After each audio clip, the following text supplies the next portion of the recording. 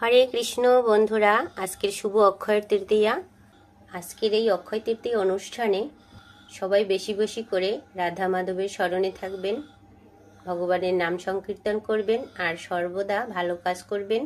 কারণ আজকের এই দিনটাতে যে কাজ করবেন ভালো মন্দ সবই কিন্তু অক্ষয় হয়ে থেকে যাবে।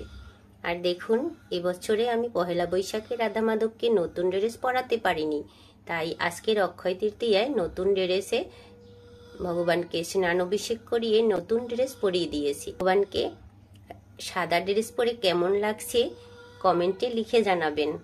আমি নিজের হাতে যেরকম পেরেছি সেই রকমভাবেই যতটা ভালো করে পেরেছি তৈরি করে দিয়েছি।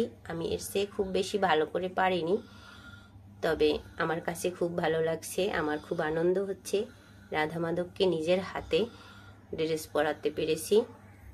আরতি পূজা অর্চনা হয়ে গেছে, এবার ভগবানকে ভোগ নিবেদন করে দেব।